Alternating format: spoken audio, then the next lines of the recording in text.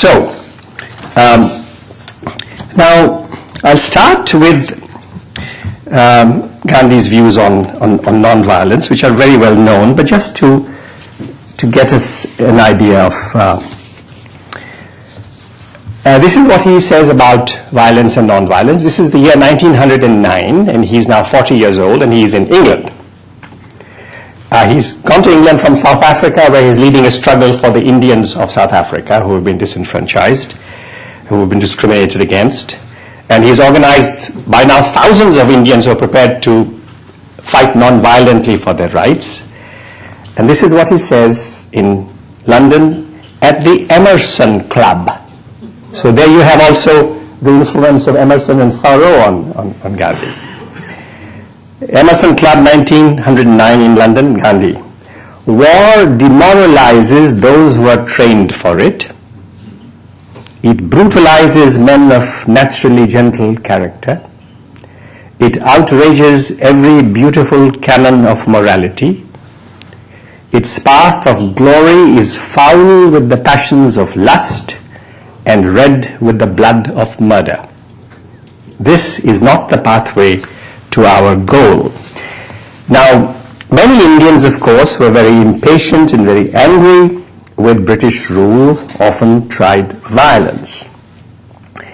And there was a remarkable incident that took place in 1928-29, and there was a very brave young man who took part in the killing of a British superintendent of police. He's very well known in India. His name is Bhagat Singh. And Bhagat Singh and the others who were with him in this plan to kill, the successful plan to kill this man Saunders, they were arrested, they were tried, they were convicted, and they were to be hanged. And Gandhi tried very hard with the British authorities to try and have their lives saved. He fought very hard indeed, but he failed. And indeed, these people were hanged. And when Gandhi arrived at a huge meeting in Karachi, now in Pakistan, in 1931, many young men who were so angry that these young men, Bhagat Singh and his comrades, had been hanged, and that Gandhi was not able to save their lives, they were also angry with him. So Gandhi spoke to them, and he spoke of his admiration for the bravery of Bhagat Singh, courage. But I want you also to realize Bhagat Singh's error. I declare that we cannot win Swaraj, that's the Indian word for independence, for our famishing millions, for our deaf and dumb, for our lame and crippled by the way of the sword. With the Most High as witness, I want to proclaim this truth. If the practice of seeking justice through murders is established amongst us, we shall start murdering one another for what we believe to be justice. In a land of millions of destitutes and crippled persons, this will be a terrifying situation. I won't go into all the reasons why Gandhi felt that non-violence was the right way. But one of his reasons for believing that non-violence was the right way was his awareness that India has seen for a long time a history of the domination of the weak by the strong. Not just a few strong leaders and lots of people in the populace, but the domination by the strong in society against the weak in society. And the strong in society had the guns and had the sticks and had the daggers. And Gandhi felt that if non-violence was not adopted, if violence was sanctified, then the domination, the oppression of the weak by the strong would continue. This was one of his reasons for fighting for non-violence. And this wonderful meeting that Reverend Otis Moss has reminded us of between Howard Thurman and Gandhi that took place in 1936. Thurman and his wife, and there was another wonderful African-American couple that went with them, they asked Gandhi about non-violence. Why do you use the word non-violence instead of using the wonderful word love? Why have a negative word, non-violence, when you can have the positive word love? Gandhi's answer was, I think that love is a fantastic word. And he said love in the Pauline sense or the Pauline sense, St. Paul's sense is fantastic. But Gandhi said, I want a word that conveys not just love, but struggle. So when we think of Gandhi and we say non-violence versus violence, we must remember that Gandhi wants non-violence, but he wants a struggle against injustice.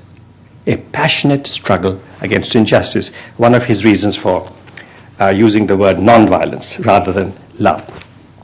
Now, I mentioned that the book also deals with Gandhi's family relationship, so I want to give you an idea of this story. Now, Gandhi went as a young man to South Africa. He was only 23 when he left for South Africa. He was a lawyer. He stayed there for about 20 years. And after some time, his wife also was able to join him, and she was a few months older than him. And Gandhi was fairly soon after he was in South Africa, he entered into work for the community. He was a community organizer.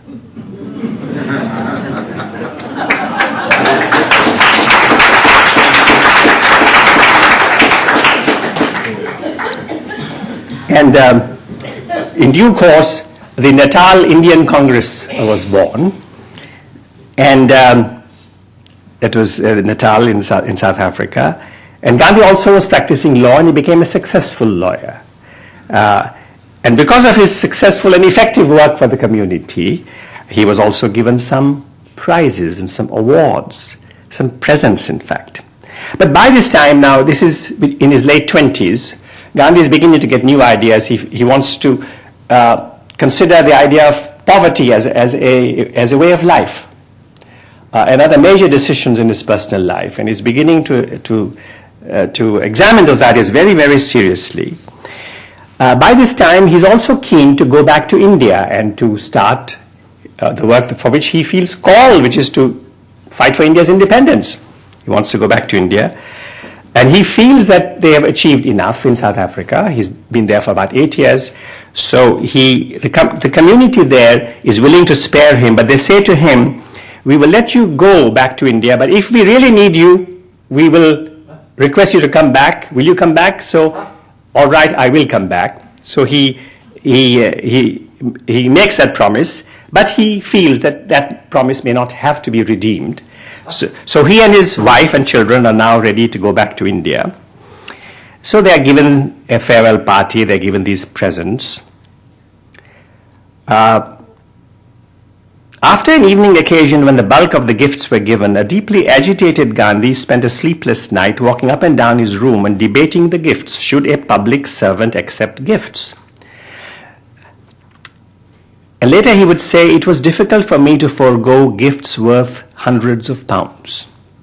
But he found it more difficult to keep the gifts. After all, he was trying to simplify his life and telling his children and wife that service was its own reward, and in fact urging upon the community to conquer the infatuation for jewelry. That night he drafted a letter placing the presents in a trust for the community and naming a group of trustees led by a man called Parsi Rustamji. In the morning, he held a consultation with Kastur, his wife, but only after securing, unfairly it must be said, the agreement of his 13-year-old son and a 9-year-old son and a 13-year-old nephew. Apparently, these youngsters told Gandhi that they did not need the presents. They also agreed to persuade their mother. This did not prove easy.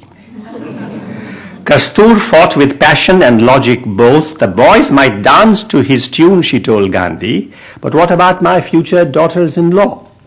The future was unknown. She would be the last person to part with gifts so lovingly given. She cried too. But the boys and the husband would not budge. Gandhi said that the boys would not marry young. When they did marry, their wives would be free from the lure of ornaments.